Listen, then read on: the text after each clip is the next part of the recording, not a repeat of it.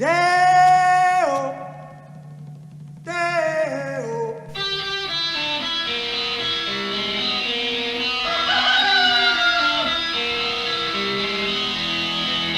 Baby's got a burger and a shooter and that naked won't go down. Baby's got a burger and a shooter and that shit is all won't go down. Corrosion, corrosion to the thighs, erosion, erosion of her pride. Baby's got a shooter, baby's got it, baby's got it. Corrosion now, corrosion now. Baby's got it. Baby's got it. Hello, good morning. Good morning, Vietnam and all parts here and yonder. Good to see everybody on a hump day. It is August 14th. And happy birthday to Anthony Malecki. It's his birthday today. Saw that on the Facebook birthday shouts. Speaking of birthday shout outs, Rick's in the chat. Rick had a birthday recently too. Lordy, look who's, 39 for the second time. So I wished him happy birthday the other day, so I wish it again since we're doing the birthday thing. We got Choosy in the house, Willie Bragg at his office at Denny's, listening to the show. Willie was supposed to have Bragline on with Jimmy last night, and things didn't happen, but it's going to happen today, 5 p.m. Eastern on YouTube on Willie's channel and on the Bragland channel. If you're not subscribed to either one of those, please check them out. It's always a good show. Yeah, and I believe we'll have some more promo stuff coming up later. Miguel in the house, of course. The Miguel 5000 quantum computer works in the daytime too. That's right. We got Bella. Good to see you, Bella. And we got Chuck over on the Rumbles. Rumble, you got about 2 more minutes. if current trends keep going. Max RJ, what's up, man? Good to see you. It's been a minute. And I think that's everybody. I think it is. Okay. Yeah, Rumble has been a bit of a grumble lately. So, hey, D, we just talking about our peeps. Good to see you around the world with D and friends. She's on tonight at 9 p.m. Eastern as well. Yeah, Rumble may not be in the cards for much longer if I don't get this situation straightened out. So, but in the meantime, we're on Rockfin and we're on YouTube as well. So, if you're getting tired of watching the bullshit on Rumble, come see us. Like I said, it's due to crap out any second now if if history is repeating itself. Although I did a test yesterday, I had some fappy tweed. I was amazed, but it didn't play on YouTube for some reason. So, yeah, Rick, it does. And I'm not the only one who's dealt with these glitches too. I guess the people that like your Kim Iversons, they probably have a little better feed. I think that's all she streams to now anyway. So, John Kemper across the USA, what's up, man? Good to see you. Yeah, so we got a lot of news as usual to get to. I don't know how many stories today, but we'll see. We'll get through them. You make yourselves comfortable.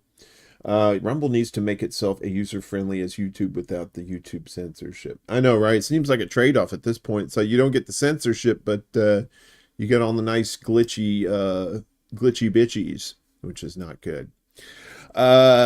So I just found this morning. This wasn't in my list of, I don't know if this is breaking or not, but speaking of breaking, you remember the Nord Stream pipeline and it blew up and they do they censor Bell?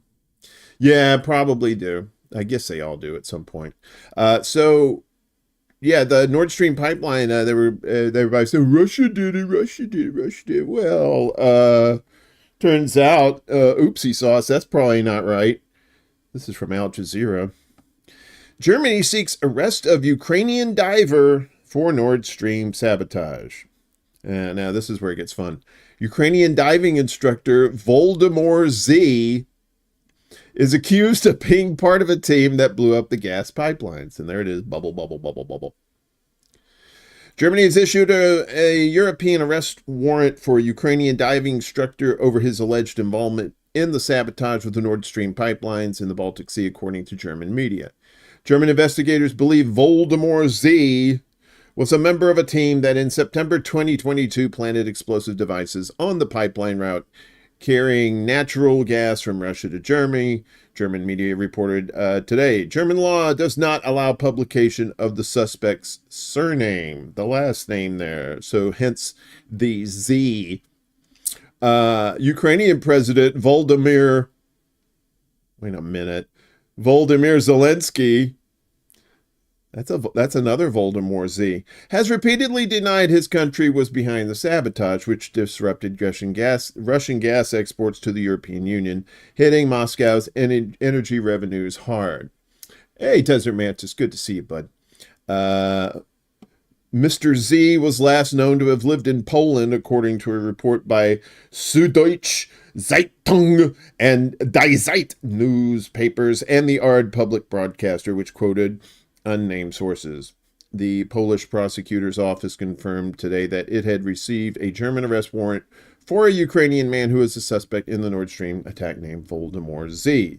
I keep saying Voldemort. It's Vladimir. It said it received a warrant in June, but the suspect left for Ukraine last month. It said also that the authorities failed to prevent him from leaving because the relevant information had not percolated down to the country's border guard. Germany's investigation has identified another man and a woman who, like Voldemort Z, are also Ukrainian diving instructors. However, no arrest warrants have been issued for them for the time being, according to the German media report. There you go. No relation, folks. Nothing to see here. Not the same guy. I don't think he can swim, can he? I mean, that much cocaine, I guess he'd be able to float. I don't know. That's not like salt. Salt's not like that, right? Like you're in a pool of salt water, you tend to float. I don't think that works with cocaine. Meanwhile, Ukraine is in a bit of a shit pickle after their incursion into the Kursk region. There's concern among Ukrainian commanders, particularly those in the east, who feel that the forces used in Kursk might be more urgently needed elsewhere. So Ukrainian forces earlier this month launched an incursion into the Russian province of Kursk, later advanced over 20 miles from the border and showcased their ability to mount effective offensives despite facing significant challenges on other fronts. The Ukrainians want attention to this incursion. They're saying the Ukrainians still have fight in them, John Nagel, a retired U.S. Army lieutenant colonel, told Wall Street Journal. However, Ukraine now faces a strategic dilemma, whether to continue pushing for gains in Kursk, which requires troops and resources desperately needed on the Eastern Front, where Russian forces are making gains. Ukrainian president and diving instructor Volodymyr Zelensky described the operation as a way to, quote, push the war onto aggressor's territory. But the piece points out that while the initial successes are impressive, sustaining this effort could strain Ukraine's limited manpower. There's also concern among Ukrainian commanders, particularly those in the east, who feel that the forces using Kursk might be more urgently needed elsewhere. Despite some early victories, such as disrupting Russian communications, the operation's long-term impact remains uncertain, with fears of a harsh Russian retaliation. The piece concludes by acknowledging the boldness of the Kursk operation, but questions whether it addresses the larger issues facing Ukrainian forces, particularly in the east, where the need for resources is critical. The operation in Kursk demands considerable resources, especially in infantry personnel, which might be more urgently needed elsewhere. The strategic value of the operation continues to be debated by experts. So it's like, yay, we made these gains, but at what cost, right? So, and that's the thing. It's like none of these experts think that that Ukraine is going to win this war. I think at the most, it's going to be a stalemate. And I think Ukraine, and that's what they better pray that it's a stalemate and they're not a total crushing by Russia, especially depending on how Russia reacts to this incursion. Meanwhile, the UN saying since Russia and Ukraine are not letting journalists in, the UN wants to know what's up, if there's any atrocities being committed over there. So this is from RT. If I can get this up here. UN seeking access to Russia's Kursk region. Human rights officials want to gather information on alleged Ukrainian atrocities. The Office of the United Nations High Commission for Human Rights, OCHR, has asked Moscow for access to Kursk region in order to verify Russian claims of abuses committed by invading Ukrainian troops. Russian Human Rights Commissioner Tatiana Moskalkova, that's a great name, Tatiana Moskalkova, has called on the UN to condemn Ukrainian, quote, terrorism and take measures to prevent human rights violations. We are trying to gather information about the situation in the Kursk region, but without access, it's very difficult. OCHR spokesperson Ravina Shamdasani said yesterday, we have requested access to Russia to be able to obtain additional information. The OCHR has acknowledged that at least 4 Russian civilians have been killed as a result of the Ukrainian military operation. I don't know why they have that in quotes. According to acting Kursk region governor Alexei Smirnov, at least 12 Russian civilians have been killed and another 121 injured, including 10 children. He also said that over 120,000 residents have been evacuated from the border area. Russian lawmaker Alexei Chepa, deputy chair of the State Duma Committee on International Affairs, told the media yesterday that Moscow is inclined to approve the UN request for access. If there are no provocations here and the UN commissioners will be objective about the information they can get there, then obviously, yes, Chepa told the outlet lentra.ru, they can see the destruction that took place and draw the appropriate conclusions. Elements of 6 Ukrainian brigades invaded Kursk region in the morning of August 6, taking over several border villages. Moscow has introduced a state of emergency and launched a counter-terrorist operation in the region, which borders Ukraine's Sumy. Sue me, sue you, sue everybody. Sue everybody! Sorry, that's a Saul Rosenberg quote. Yeah, so hopefully they'll get to look into that and they'll go, wait, there's Nazis here. No wonder. But Vladdy Boy is trying to mend fences around the world here, and he sees what's going on in Palestine. So, big meeting with the Palestinian president. As we check here, this is from Africa News. Moscow meeting, Putin reaffirms support for the Palestinian State. So President Mahmoud Abbas, during his meeting with President Vladimir Putin at the Novo Argayovo state residence outside Moscow.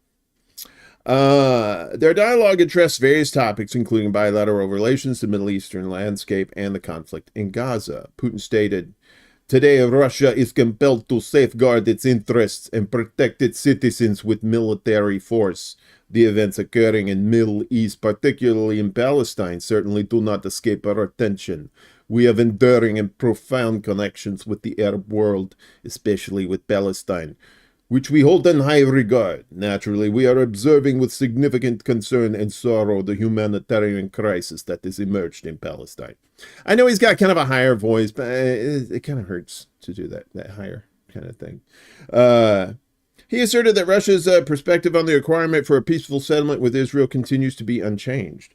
Putin remarked, "Our position has not changed. It was articulated a considerable time ago and lacks any opportunistic nature. We are convinced that to secure lasting, dependable, and stable peace in the region, it is crucial to implement all United Nations decisions, especially the creation of a fully independent Palestinian state."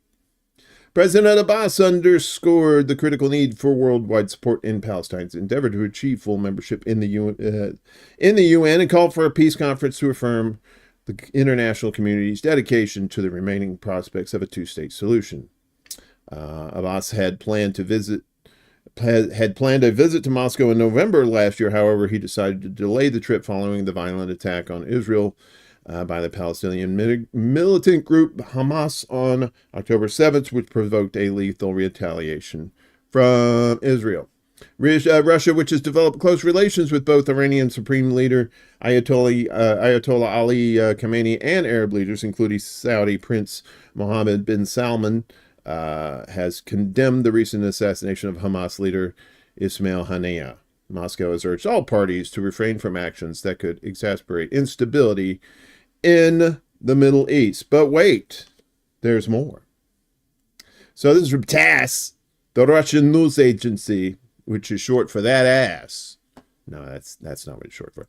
Palestine should now be expecting an invitation to attend the BRICS summit in Russia this fall in the outreach format. That's what Palestinian leader Abbas told TASS yesterday following his meeting with Putin. Palestinian leader Abbas arrived in the Russian capital, Moscow, for official visit on August 12th. We've discussed our vision regarding the possible development of events in the nearest future and what it could lead to during such complicated times, Abbas said in an interview with TASS. First Deputy Director General Mikhail Guzman after the talks with Putin. We have also, let's get down to this. Well, we have certainly also discussed bilateral relations because we enjoy a very long-standing strategic relationship with Russia, Abbas continued. This is why we have discussed bilateral ties between Russia and Palestine, the relations that we always support solidly both during the personal meetings as well as the level of telephone conversations. We have discussed perspectives for their future further development. We have also discussed BRICS. We have reached a verbal agreement that Palestine would be invited to attend this forum in the outreach format. So according to Abbas, a particular format of a meeting could be organized and it will be devoted exclusively to Palestine so that all countries would voice their views on the developments that are taking place in the area.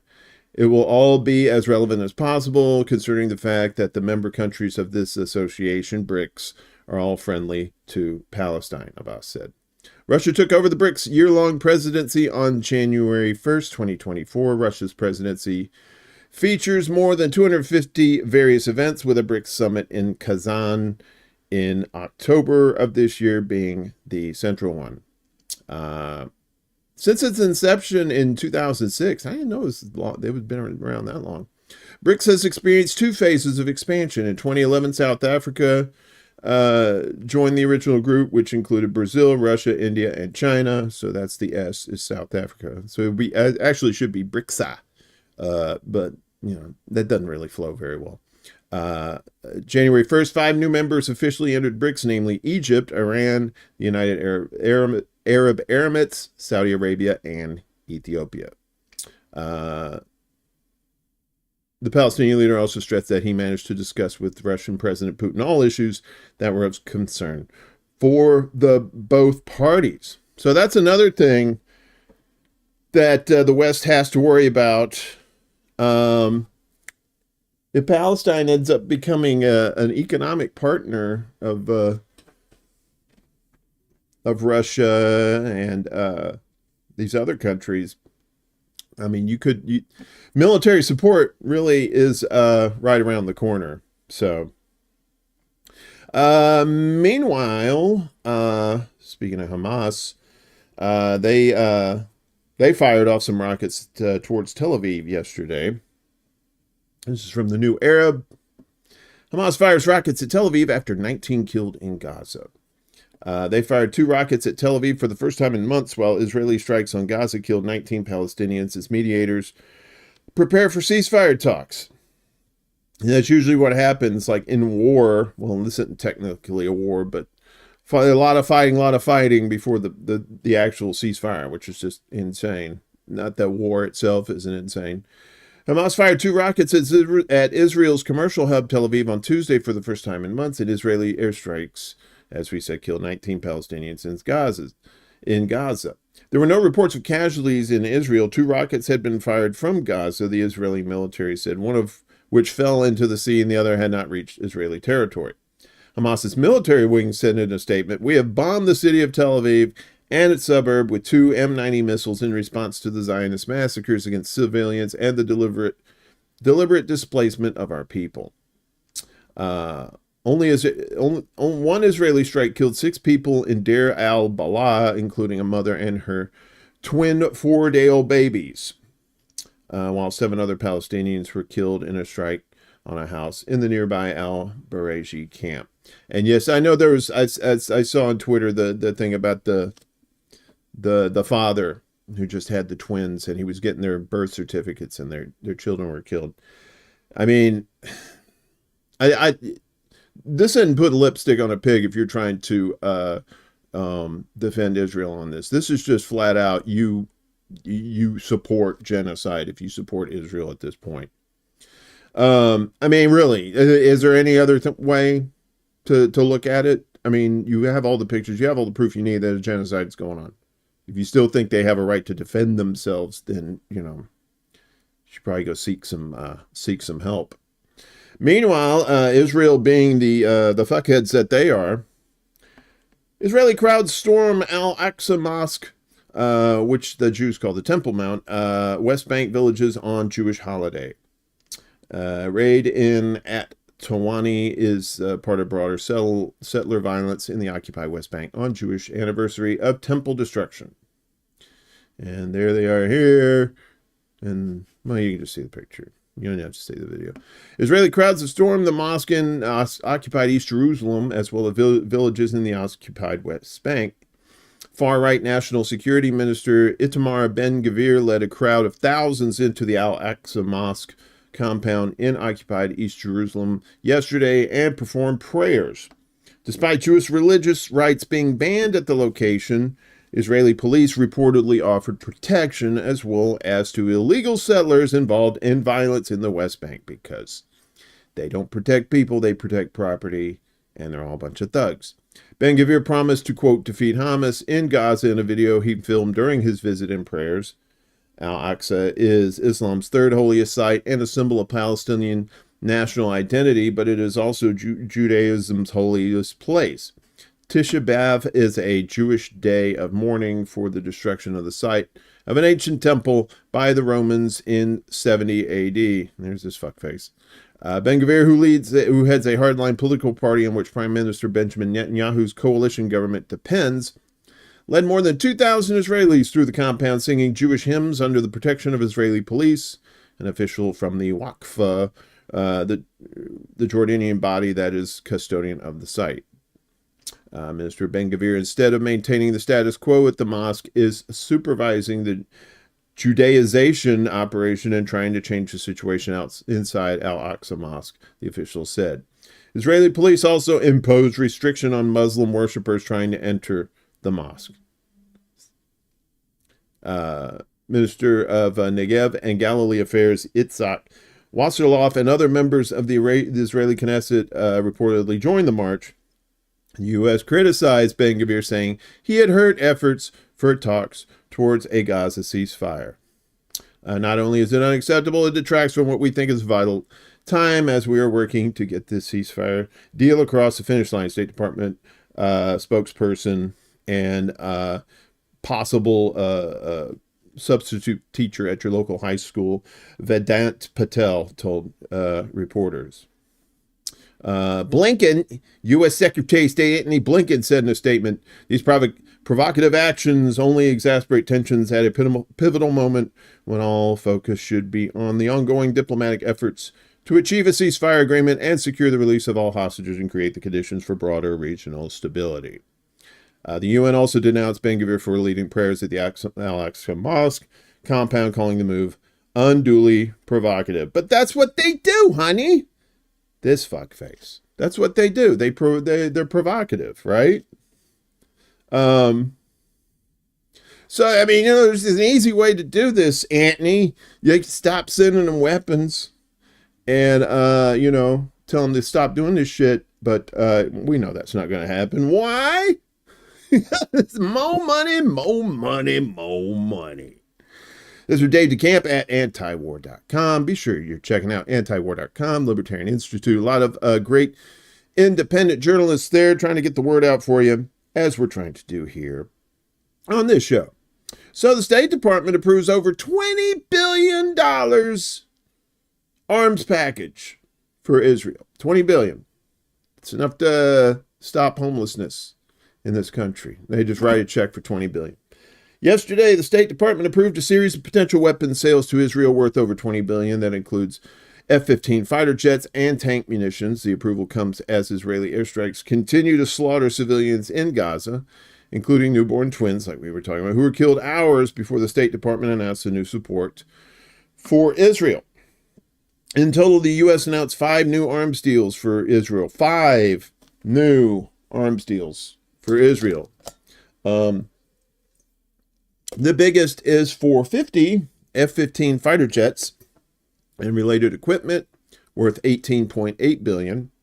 Israel will also receive $102.5 million in advanced air-to-air missiles, about 33,120 millimeter tank cartridges worth $774 million, 50,000 high-explosive 120 millimeter mortar rounds worth $61.1 million, and $583.1 million worth of medium tactical vehicles. Why? Why you need all that shit? What's up, CBC voter? Good to see you. Happy Wednesday to you as well. It's unclear how much of the massive weapons sale will be funded by U.S. military aid. The announcement came a few days after the State Department said it was releasing $3.5 billion in military assistance for Israel in the form of foreign military financing, a program that gives foreign governments money to buy U.S. weapons. It will take years before the F-15s and other weapons will be... It will take years before the F-15s and other weapons will be delivered to Israel, although, according to Reuters, the tank rounds would be almost immediately available for delivery. The notification begins a period where Congress could potentially block the sales, but it's expected to breeze through, since only a few dozen progressive Democrats, are opposed to arming Israel. The approval of the deal shows strong support from the Biden administration for Israel's genocidal war, which, according to Gaza's health ministry, has killed nearly 40,000 Palestinians, or about 2% of Gaza's entire population. The health ministry's numbers are believed to be a low estimate, since it doesn't account for thousands of people who are missing and presumed dead under the rubble, or others who have died due to indirect causes. $20 billion. Yeah. There you go. What did Tupac say? We got money for war, but we can't feed the poor. And he was right about that. Well, Brazil is basically saying, yeah, we're not sending weapons to genocidal fuckheads like that. And this is, where is this from? This is from the Palestine Chronicle. Deserves reprehension. Brazil postpones Israeli arms deal for a second time. There's Lulu right there. Israel is committing a genocide against the Palestinians, and I find this purchase process complicated. The Brazilian president's chief advisor, Celso Amorim, has postponed for the second time the signing of a contract with Israel's largest military manufacturer, Elbit Systems, for 36 armored vehicles with cannons, the Middle East Monitor reported. Memo. Amorim said the decision was made in compliance with the International Court of Justice recommendation not to cooperate with Israel on the military side over the Gaza genocide. Israel is committing a genocide against the Palestinians. I find this purchase process complicated, he reportedly told CNN. First, the International Court decision recommends not cooperating with Israel in this military aspect. In addition, we must wait until this state of instability in the conflict with Gaza ends, he added. The chief advisor stressed that the current Israeli government, headed by Benjamin Netanyahu, has acted in a manner that deserves reprehension from a military point of view. So relying militarily on Israel is a sensitive matter for us. Amorim stressed that the political and diplomatic aspect of the agreements is very important, and it is a component that must be constantly evaluated, and it is not just about technology and price. In May, Brazil's defense minister Jose Museo Monteiro postponed signing the purchase contract for a period of 60 days.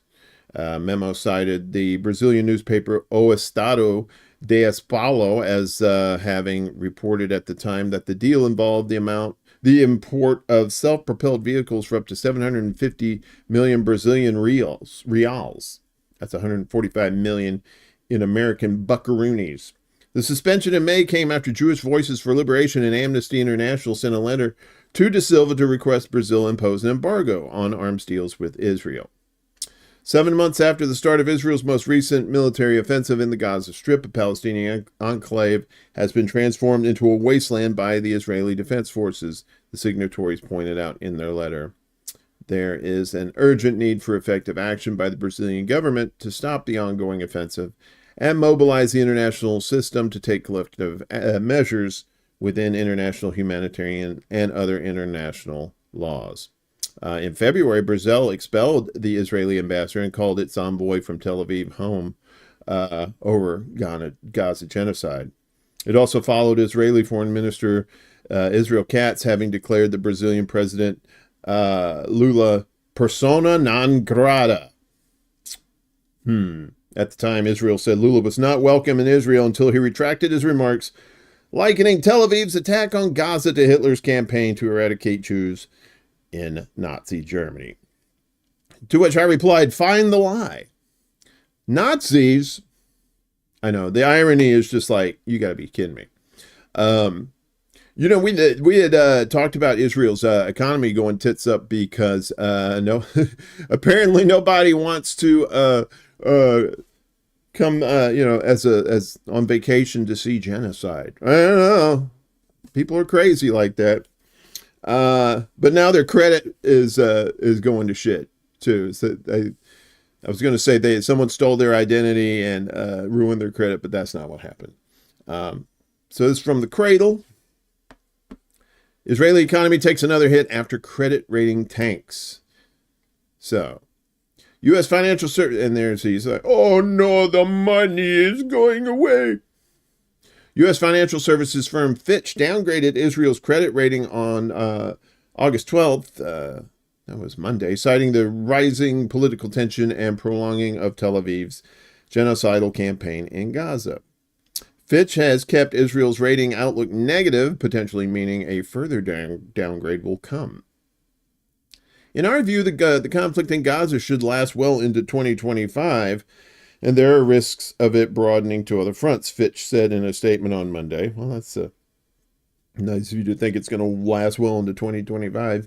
The Israeli credit rating now stands at A after being downgraded from A+. Fitch is expecting Tel Aviv to permanently boost military spending by nearly 1.5% of GDP compared to pre-Gaza war levels, effectively adding pressure to Israel's budget deficit and levels of debt. Moody's rating and S&P Global had slashed Israel's credit rating earlier this year. Just 2 weeks after Moody's cut its rating for Israel, Fitch announced that it also had plans to downgrade Tel Aviv. The Fitch downgrade comes as geopolitical tensions are at all-time high. Israel assassinated Hamas leader Ismail Haniyeh in Tehran on July 31st, as well as top Hezbollah commander Fuad Shukr in Beirut the day before, killing civilians, including children, in the process. The war and its potential expansion have continued to negatively impact the Israeli economy. The shekel fell by up to 1.7% against the dollar on Monday, with stocks ending more than 1% lower in Tel Aviv, sending investors into a frenzy. Fitch said an escalation with Iran and the axis of resistance could cause a spike in military spending, destruction of infrastructure, and further damage to economy investment. Public finances have been hit, and we project a budget deficit of 7.8% of GDP in 2024 and debt to remain above to 70% of GDP in the medium term, the ratings firm added. So there you go. They will not be able to get a house. They won't be able to get a loan. Right. Probably won't be able to get a job. Isn't that how that works here in America? If your credit rating sucks, you can't get a job, which is kind of insane. Um, and if Israel isn't bad enough with the genocide, they love some genocide, and you know what? They love some human shields as long as they're made out of Palestinians. So this probe confirms Israeli military using Palestinians as human shields. And you've seen the video, the people strapped to the hoods of cars and stuff. These heroes, look at these heroes. A new Haaretz investigation has found that the Israeli occupation forces routinely exploit Palestinian people, including children and the elderly, as human shields, a practice that breaches international law and has long been denounced by human rights organizations. The investigation indicates that the practice is carried out with the knowledge of top military leaders, including the chief of staff. Haaretz divulged that this approach has been used several times in different operations, with soldiers employing Palestinian people to defend themselves from resistance members. This strategy, called human shielding, requires people to accompany military units or remain in harm's path in order to dissuade firing, essentially putting them in grave danger. The investigation's results back up multiple claims from Palestinian eyewitnesses and human rights organizations, which have long documented the IOF's use of similar techniques. These accounts detail occasions in which Palestinians, including children and the elderly, were forced to stand near military vehicles or enter buildings or tunnels ahead of soldiers during operations in Gaza. Despite global condemnation, the Haaretz investigation found that the technique is nonetheless a recurrent and vital element of the IOF's operating routines, despite the blatant breach of international law. Palestinian authorities and advocacy organizations have documented scores of examples in which Israel's military utilized Palestinians as human shields, and they consistently demanded rapid international involvement and responsibility for the Israeli military acts. Yes. So, human shields, check. Genocide, check. Raping Palestinians in prison, check.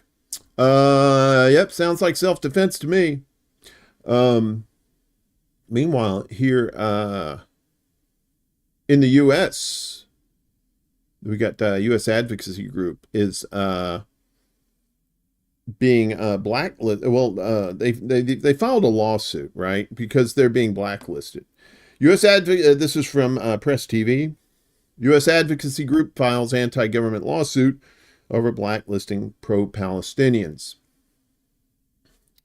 An American Muslim advocacy group has filed a lawsuit against the U.S. government agencies after 2 Palestinian American men were blacklisted due to their pro-Palestinian activism.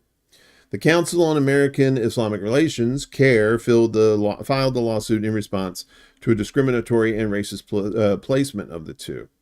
Aside from the FBI, other defendants named in the lawsuit are the leaders of government agencies, including the State Department and the Homeland Security Department. Filed in the U.S. District Court for the Eastern District of Virginia on Monday, the lawsuit stated that CARE is challenging the mistreatment of these activists on constitutional grounds. It asserts that their blacklisting is based on discrimination and racism rather than actual criminal or national security concerns. The duo put on a watch list by U.S. federal authorities were identified as Osama Abu Ishraid and the California-based Mustafa Zayden. According to the lawsuit, Ershad, the executive director of American Muslims for Palestine, traveled to Qatar from the U.S. in late May and returned in early June. Upon his return, federal agents forced him to undergo extra screening and questioning while seizing his phone, which has not yet been returned. The agents reportedly kept focusing on his activism against Israel's campaign of death and destruction in Gaza. Zayden, who often visits his ailing mother in Jordan, was not allowed to board a flight on his way to the country earlier this year. The authorities later informed him that he was placed on the no-fly list. Neither Dr. Abu Ishraid nor Mr. Zayden have ever been charged or convicted of a violent crime, CARE said. CARE said in July that discrimination attacks against Muslims and Palestinians in the U.S. had increased by about 70% in the first half of 2024 amid Washington's support for Israel's genocidal role. Genocidal war, I should say. Yeah, and we reported that last week too. So they're trying to silence people. I mean, that's all it is. back with, they're arresting journalists too. Well, what else is new? Not overseas, but here. So back to Press TV. U.S. journalists arrested for filming pro-Palestine protests. Not being part of the protest, but just filming it. The NYPD, the Mossad of the East Coast, said video journalist Samuel Seligson was charged with filming activists as they painted anti-Zionist graffiti on the homes of Brooklyn Museum director Ann Pasternak and 3 other members of the museum's board of directors on June 12th. The anonymous activists were reported to have spray-painted symbols of Palestinian resistance on Pasternak's residence and hoisted a banner that read, Ann Pasternak, Brooklyn Museum, White Supremacist Zionists. On the sidewalks in front of other board members' homes, they also painted slogans such as blood on your hands. Lena Weedy, Seligson's attorney, told the U.S. media that the NYPD officers had twice raided her client's Brooklyn apartment in the week before he turned himself in. Weedy said her client was acting in his capacity as a credentialed member of the media, describing the hate crime charges as an appalling overreach by police and prosecutors. The state has not provided any reliable evidence that he was actually there, and even if he were there, they have not made any allegations that he engaged in any activity beyond mere presence, Weedy told The Intercept. Seligson, the independent videographer, is currently facing felony hate crime charges over recording the pro-Palestine protest. He was arraigned yesterday afternoon in Brooklyn on 8 counts of criminal mischief, 4 of which were classified as a hate crime. The arrest has drawn condemnations from press freedom groups, as Seligson, who is Jewish, is a fixture at New York City protests and has licensed and sold footage to mainstream outlets, including Reuters and ABC News. He was previously arrested in May at a pro-Gaza demonstration as he was live streaming the protests while police made several arrests. Backed by the U.S. and its Western allies, the Israeli regime launched an all-out invasion. Yeah. So, I mean, you might be looking at that too, come with the DNC convention here in Chicago coming up shortly. When my buddy Ed was telling me, they have cordoned off a wide area around the United Center to keep the protesters away, and much like the free speech zones that George Bush set up during the Republican national conventions he was a part of. Free speech zones. I think that's called America. It's one zone. Well, technically it's 3 if you count Alaskan. You know what I'm talking about. So, we have no love here for the country of Jordan. Cucks to the west, cucks to Israel. This from Middle East Eye. And Jordan using cybercrime laws against pro-Palestine sentiment, Amnesty says. Violations under the law include spreading fake news, provoking strife, and contempt for religions. Kind of like what they're doing in the UK. Jordanian authorities are using the country's new cybercrimes law to stifle expression, particularly pro-Palestine sentiment. Leading human rights organization Amnesty International has found at least 15 individuals have been prosecuted under the law after criticizing authorities online, Amnesty's report says. The cybercrimes law enacted yesterday actually a year ago yesterday, introduced several amendments to the existing 2015 law, including allowing the prosecution of individuals without a personal complaint when the offense is related to governmental figures or entities. The scope of crimes is also deemed broad, as people can be prosecuted for accusations such as spreading fake news, provoking strife, threatening societal peace, and contempt for religions. Under the pretext of protecting the digital space, Jordanian authorities have escalated their blatant assault on the rights to freedom of expression, association, and peaceful assembly in the country, using overly broad provisions, said Aya Majoub, Amnesty International's deputy director for the Middle East and North Africa. They have particularly targeted recent pro-Palestine activism and criticism of government policies towards Israel. The sweeping crackdown has stifled the already small space for dissent in Jordan and created an environment of self-censorship. Hundreds of people in Jordan have been charged under the cybercrimes law between August 2023 and August of this year, including lawyer and activist Mutaz Awad, who was convicted for provoking sedition or strife under Article 17 of the law. A criminal court fined Awad 5,000 Jordanian dinars, around $7,000 American, for posts on Twitter, I'm not calling it X, in which he criticized Arab government's policies towards Israel and expressed pro-Palestine sentiments. Yep. Jordan being Jordan. Not Michael Jordan. Thanks, Choosy. What is that? Malta exile is a coconut crab tree. Yes, you can read Choosy's novel right here in the chat. Every week, we love you, Choosy. Keep on rioting. Keep on rocking. You know what I mean? Thank you for that, and thanks for the $2. Appreciate you. But this is interesting. This is out of Senegal. So publishers are, the media is shutting down in response to the government. This is some interesting stuff. So this is from RFI. I believe it is French. Media blackout in Senegal as publishers denounce government threats.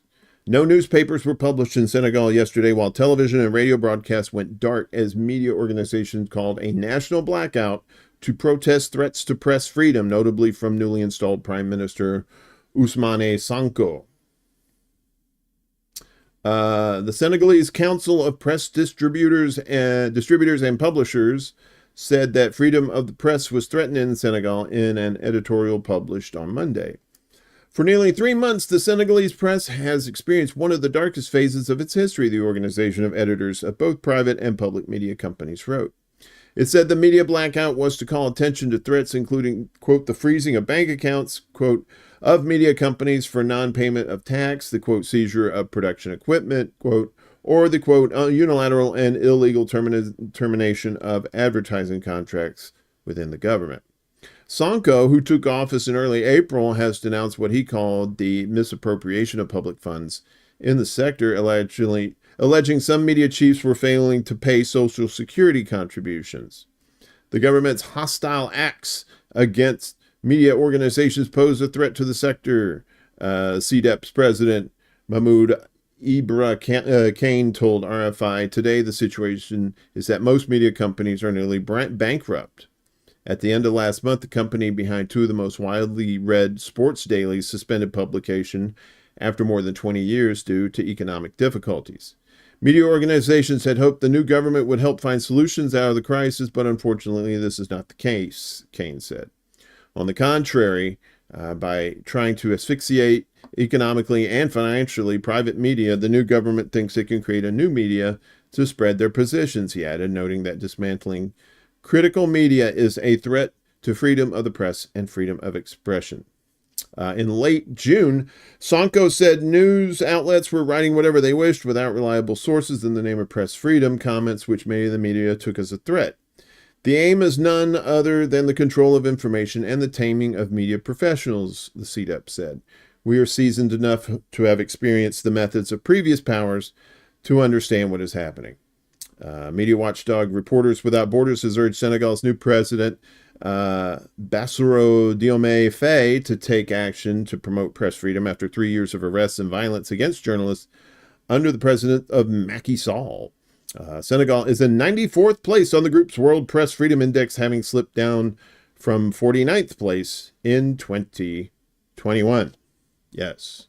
Everybody trying to control the narrative, right? Yeah. So press freedom, not just a threat here, but around the world too. So we have to make sure we pay attention to that. And good on them for saying, hey, look, we're going to shut it down till we get this fixed. And hopefully they will. Meanwhile, in North Korea, they've been dealing with You gave up fabric softener for Lent. You are so that. Oh my God. Wait a minute. Let's put this up. Badum-tis. I don't have the rim shot. That's the other shot. Meanwhile, in North Korea, though, they're dealing with a lot of weather and stuff. We're going to talk about Ernesto here in a second. But China with record rainfalls and North Korea with the flooding. So this is according to KCNA. 15,000 flood victims moved to DPRK capital. This is from Al Mayadeen. And there's Kim Jong-un, the president, and Premier Kim Tak-hoon. They're in a boat visiting the flooded areas near the border with China in the North Pyongyang province.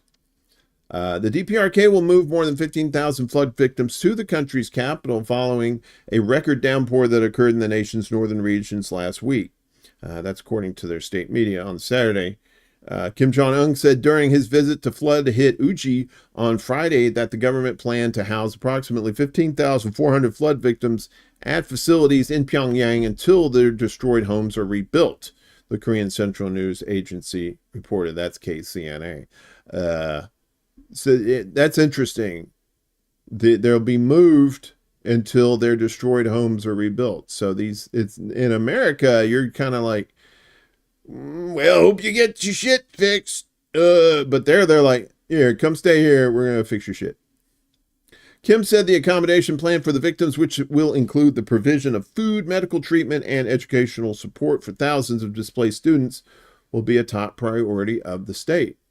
South Korean media have reported that the death toll and number of missing persons in the DPRK might be as high as 1,500. However, Kim dismissed these claims on Friday, describing them as a grave provocation and an insult to the flood-stricken people, who are all safe and well. So, is he lying? Who knows? But let's just hope that is true, that they're moving these people to the capital and getting them some help. So, meanwhile, here in our hemisphere, we were dealing with Debbie last week. Little Debbie snack cake. No, Little Debbie the hurricane, which cut through Florida and tore up a lot of the southeast there. So now a new show is coming to Fox. It's called Tropical Storm Ernesto. This from ABC News, the leader in trusted propaganda, but I'll trust them on the weather stuff. Tropical storm Ernesto's winds strengthen to near hurricane forces as it departs Puerto Rico. It's moving away from Puerto Rico and is nearing hurricane strength. So the center of Tropical Storm Ernesto passed within 40 miles of San Juan, Puerto Rico, producing strong winds and heavy rain overnight. More than 300,000 customers were without power in Puerto Rico, according to Luma, a service provider. So here's now to Ernesto, the storm lashing Puerto Rico and now on the move. So let's turn to Ginger with the track and timing. Good morning, Ginger. Hey, good morning. So we didn't even see a landfall, but more than 300,000 people in Puerto Rico are already without power. And you don't need a landfall, you just need a storm really close, and that's exactly what Ernesto has done. So it passed to the east of it. It's now well north of San Juan, more than 85 miles to the north-northwest. This was video where they saw gusts easily of 74 miles per hour plus. So they had hurricane force gusts, but on top of that, some of the islands to the east, U.S., British, and Virgin Islands, 86 mile per hour gusts. There's the storm right now. You can see the broad impacts from clouds and then the radar where it's kind of tapping into that deep tropical moisture. San Juan itself in a flash flood warning right now. That means you do not want to be out in that driving. It can easily add up, definitely in the rainforest where they have that elevation. That's where you see flash flooding, and the warnings go all the way back to the South Shore. We're going to keep that up until about noon or 1 p.m. Then it will start to pull north, more so toward Bermuda. It will also become a hurricane today, and it looks like it could become a major hurricane by early Friday morning as it approaches Bermuda. Bermuda is very sound when it comes to hurricanes, but that's going to be a rough Saturday, so we're going to be watching that closely. For us, it's high surf and rip currents, but thankfully we keep that trough that kicks it away from Maine to Florida. Nova Scotia, I'd still be on alert. Now to Nova Scotia should always be on alert because, I don't know, stuff. Yeah, so that's good to know, Willie. He said, Well, he said his parents, who live in Puerto Rico, are safe here in North Carolina, visiting him right now. Good to know. Tell your parents I said hi. They seem like very nice people. Meanwhile, the UAW. I guess you guys heard about the Trump Musk Twitter thing, and then it got hacked or something like that. I don't know. I didn't watch it. I got my own propaganda stuff to watch. I don't need that shit. But apparently, the United Auto Workers said, "Hey, man, we didn't like some of the bullshit that you said," and there was a lot of bullshit apparently spoken at that. So this is from Zero Hedge, kind of a conservative site, but you get a lot of business. The business takes seem okay. It's when they start talking about liberals and conservatives, and it's just that. But other than that, it seems like a good business site. So UAW files charges against Trump and Musk for strike comments during their Twitter conversation. The United Auto Workers Union, which has endorsed Kamala Harris's 2024 bid, said yesterday that it took umbrage with comments regarding worker strikes made by former President Trump and Elon Musk during Monday night's during their controversial conversation on Twitter, and have filed federal labor charges against the pair. In a Tuesday statement, the UAW said that Trump and Musk engaged in, quote, illegal attempts to threaten and intimidate workers who stand up for themselves by engaging in protected concerted activities such as strikes, pointing specifically to a comment in which Trump said, "You walk in, you say you want to quit, they go on strike. I won't mention the name of the company, but they go on strike, and you say, that's okay, you're all gone, so every one of you is gone." Basically what Reagan did with the air traffic controllers in the 80s when they threatened to strike, and he said, "Well, you can just get the fuck out." Trump was apparently referencing the 2022 gutting of Twitter staff after Musk took over the company and renamed it X. Musk's crime was apparently laughing at Trump's comment. It is illegal to threaten to fire workers for going on strike or to actually do so, according to the union. Both Trump and Musk want working class people to sit down and shut up, and they laugh about it openly, said UAW President Sean Fain in a statement. "It's disgusting, illegal, and totally predictable from these two clowns. When we say Donald Trump is a scab, this is what we mean," Fain continued. "When we say Trump stands against everything our union stands for, this is what we mean." Trump campaign senior advisor Brian Hughes called it a frivolous lawsuit and shameless political stunt intended to erode President Trump's overwhelming support among America's workers. As Axios notes, when labor charges are filed, the National Labor Relations Board decides whether to investigate the allegations. If it concludes there were violations, it could impose penalties. Yeah. Yeah, did any of you guys watch that shit? I'm not a fan of watching propaganda unless I'm watching it to put on the propaganda watch, which we're going to have today. Meanwhile, since the controversial Dobbs hearing, there's been allowing states to restrict abortion, because they could have codified Roe v. Wade decades ago, but they just never got around to it. But in the meantime, this is from Mississippi Free Press. Over 100 pregnant women, some bleeding or in labor, turned away from emergency rooms since the Dobbs ruling. Bleeding and in pain, Kylie Thurman didn't know her doomed pregnancy could kill her. Emergency room doctors at Ascension Seton Williamson in Texas handed her a pamphlet on miscarriage and told her to, quote, let nature take its course, unquote, before discharging her without treatment for her ectopic pregnancy.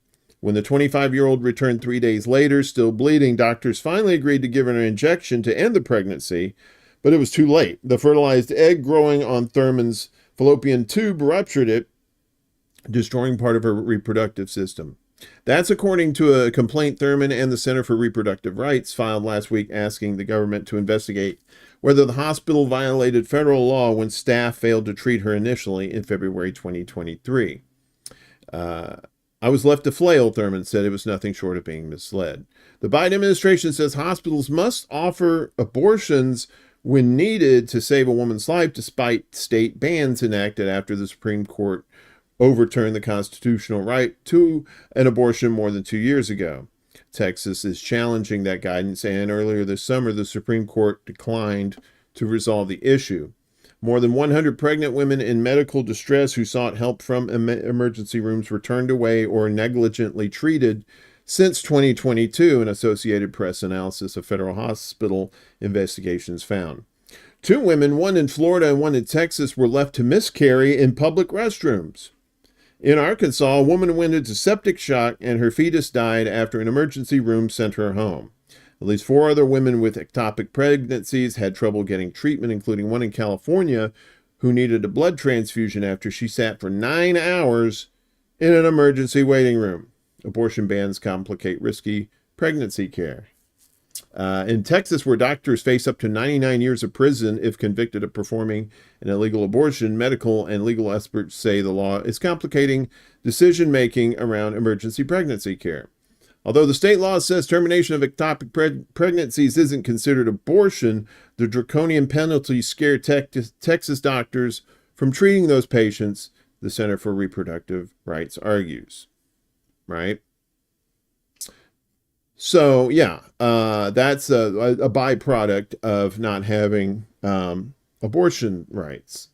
But in Missouri, this is from Common Dreams, Julia Conley. Very nice smile there. Now, a newly approved Missouri referendum could reverse the state abortion ban. Voters in at least 8 U.S. states will now be able to vote on constitutional amendment ballot measures regarding abortion rights in the November elections. Then in Missouri, yesterday, organizers celebrated as they learned their initiative to place a history-making referendum on ballots has succeeded. Missouri voters will have the opportunity to vote yes on the Right to Reproductive Freedom Initiative, which, if passed, would make Missouri the first state to reverse its strict abortion ban through a vote by citizens. The ballot initiative, keep those 2 words in mind, folks. You can get a lot done with ballot initiatives. Was officially certified by the Missouri Secretary of State yesterday, 3 months after organizers with Missourians for Constitutional Freedom delivered more than 380,000 signatures to the state capitol. This effort is a lifeline for Missourians who are now living under a senseless and cruel abortion ban passed by politicians who are deeply out of touch with voters in the state, said Kelly Hall, executive director of the Fairness Project, which helped to fund and assist Missourians for Constitutional Freedom's signature gathering campaign. Missourians want and need to make their own health care decisions without government interference. Today, Missourians for Constitutional Freedom moved voters one step closer to securing reproductive rights, and we are proud to stand with them. Missouri's abortion ban is one of the most extreme in the nation, with the procedure prohibited in almost all circumstances, except in cases of medical emergency. The 2019 policy went into effect when the U.S. Supreme Court overturned Roe v. Wade in 2022. So good on Missouri there. And you can talk to our buddy Roger Meadows about state ballot initiatives, right? What the hell? Okay, there we go. Because I think I always say that the voting on the national level is just pointless. It's just theater, and you're just contributing to the theater, right? But on the state level, it can be different, right? So I always tell people that you can't vote your way out of it, but on the state level, if you've got state ballot initiatives, then at least you have some form of hope for the voters, who apparently just don't have the representation needed to actually make these decisions for them, because they're not representing the people. They're representing Israel. They're representing the military-industrial complex. They're representing everybody but you. Yeah. So apparently, here, let me. What is this? Okay. So some more shenanigans. I told you we got this thing. Hey, you get that thing I sent you. where it looks like the Harris campaign is doing some shenanigans with some ads. What's she doing, that crazy bitch? This is City Alpha 5! Woo! Sharing of biased and False news has become all too common on social media. More alarming, some media outlets publishing things they think are true without checking facts first. Unfortunately, some members of the media use their platforms to push their own personal bias and agenda to control exactly what people think. And this is extremely dangerous to our democracy. Those two buttons are too close together. I got to fix that. So the Harris campaign busted. This is back in a Zero Hedge. Harris campaign busted spoofing news outlets in headline-altering ad scheme. So yeah, this is, like I said, this is from Zero Hedge. Despite corporate media's unabashed U-turn to support Kamala Harris, her campaign has been busted, creating made-up headlines next to the names of real news outlets to trick people into thinking they've stumbled upon the real thing, Axios reports. Yes. So, upon hearing the news, Guardians lost their shit, telling Axios, while we understand why an organization might wish to align itself with the Guardian's trusted brand, we need to ensure it is being used appropriately and with our permission. We'll be reaching out to Google for more information about this practice. The ads include links to real articles from the outlets. However, the headlines and supporting text were altered. Spokespeople for the other spoofed outlets such as CNN, USA Today, and NPR said they had no idea their brand was being featured in this way. Examples include The Independent UK, NPR, AP, The Guardian, USA Today, PBS, CNN, CBS News, Time, and others, including local outlets like North Dakota radio station WDAY Radio, North Dakota. For example, an ad that ran alongside an article from The Guardian shows a headline that reads, VP Harris fights abortion bans. Harris defends repro freedom. And then includes supporting text underneath the headline that reads, VP Harris is a champion for reproductive freedom and will stop Trump's abortion bans. An ad featuring a link to an NPR story reads, Harris will lower health costs, with supporting text that says Kamala Harris will lower the cost of high-quality, affordable health care. So these are like, they're ads, right? So you see the sponsored right here, paid for by Harris campaign, but it's made to look like an actual headline from the Independent, like from Independent, sponsored The Guardian, and you get the drift. Meanwhile, according to Google's Ad Transparency Center, the Trump campaign isn't running these types of ads and says that because ads on search are prominently labeled as sponsored, they're easily distinguishable from search results. A Google spokesperson added, we've provided additional levels of transparency for election ads specifically. Never mind that news outlets pay to promote their own articles all the time, and never mind that there was a glitch which hid the ad disclosure. A source familiar with the Harris campaign's ads team said, the campaign buys search ads with news links to give voters searching for information about Vice President Harris more context. The campaign has complied with all of Google's rules, although a technical glitch in Google's ad library made it appear as though some ads lack the necessary disclosures Google requires when they ran. A Google spokesperson confirmed the glitch and said it's investigating what happened. Election advertisers are required to complete an identity verification process, and we prominently display in-ad disclosures that clearly show people who paid for the ad, the spokesperson said. That said, according to Google, the ads don't violate its rules. However, other platforms have taken action against such deception. Facebook, for example, banned advertisers from editing text from instant article news links in their ads in 2017, citing its continuing efforts to stop the spread of misinformation and false news. A candidate so good they have to deceive voters. There you go. Yeah. So you got... When I noticed that too. Like sometimes I'll click on something. Oh man, this looks pretty good, and then you barely see it up there. It says sponsored. It's a fucking ad. So yeah, that's your propaganda watch for today. Finally, speaking of North Dakota, my buddy Rob, Dr. Science, was in town over the weekend, and we had a great chat. about all things. Of course, I told him that the moon was not real. It was a spaceship brought here in the distant past in order to make the conditions more desirable for the prison planet that they had. Him being a scientist, he just kind of waved that off. But we also talked about Mars. I said, Mars, what about Mars? Was there flowing water on Mars at some point? And he said, I don't think so. But turns out there is water and like oceans of it. Apparently, this is from the BBC. So a reservoir of liquid water found deep in Martian rocks. And there's the rub there. Scientists have discovered a reservoir of liquid water on Mars, deep in the rocky outer crust of the planet. The findings come from a new analysis from data from NASA's Mars InSight lander, which touched down on the planet back in 2018. The lander carried a seismometer, which recorded 4 years of vibrations, Mars quakes, from deep inside the red planet. Now, the Mars doesn't have tectonic plates like the Earth does, right? So they don't have like earthquakes, but they do have Mars quakes. Analyzing those quakes and exactly how the planet moves revealed seismic signals of liquid water. While there's frozen water at the Martian poles and evidence of vapor in the atmosphere, this is the first time liquid water has been found on the planet. The findings are published in the Proceedings of the National Academy of Sciences.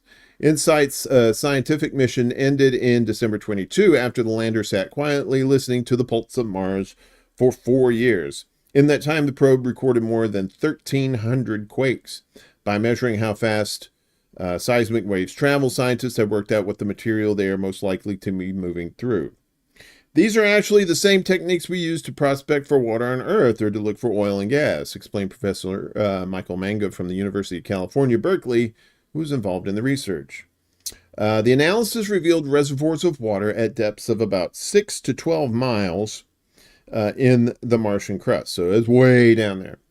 Understanding the Martian water cycle is critical for understanding the evolution of the climate, surface, and interior, said lead researcher Dr. Vashon Wright from the UC San Diego Scripps Institute of Oceanography.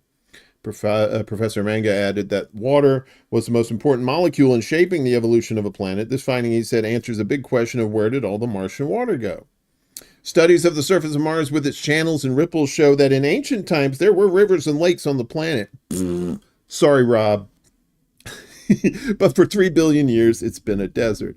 Some of the water was lost to space when Mars lost its atmosphere, but Manga says here on Earth, much of our water is underground, and there's no reason for that not to be the case on Mars, too. Yeah, that's right. As a matter of fact, there's like that scientists have said that now all this, it's not like an ocean underground, right? It's all this water is trapped in the rocks, right? So they'd have to like melt the rocks to get the water out of it, but the water's there. And the same thing inside the Earth. They said there's enough water inside the Earth that like make the oceans on the surface look like a little pond, a little wading pool, as it were. So, and that's the thing. If you're going to terraform Mars at some point, you're going to need water, and not just from the caps. You're going to need it to get it from underground. And yeah, science unleashed here on the Big Show. Again, way over time, but that doesn't matter. It was fun doing this show. Although some of these stories sucked as far as like the evilness in it. We have to get the word out to everybody. So don't forget, yeah, don't tell, they'll use it for fracking. Yeah, you're right, John. So don't forget, later today, 5 p.m. Eastern, 2 p.m. Pacific, Willie and Jimmy will be back for Bragland. So I hope you'll be able to tune in for that. That should be a good one. Around the World with Dee and Friends tonight, as usual, 9 p.m. Eastern. She may go a little earlier. I think she went a little earlier last night, but she is Florence and the Machine. But she's the machine part. She's not Florence. Thank you, D. I appreciate you. And thank you, everybody, for watching. If you like what you see, make sure you like, share, subscribe to all that stuff. If you want to contribute to the show, we've got links below. If you want to contribute, we do like the Cash App. If you want to become a Patreon member, I know people are sick of hearing that, but if you want to do like $1 a month or something, that's $12 a year. We're going to try and do more stuff for our Patreons as it grows. So, but if you can't do it, I understand. No worries. Nobody's pressuring you or anything. Just if you could, though, like, share, and subscribe. Do the free stuff, and appreciate you. Now we'll get to hear Khan again as I say peace out. Have a good day, folks. We'll see you Friday. This is City Alpha 5! Woo!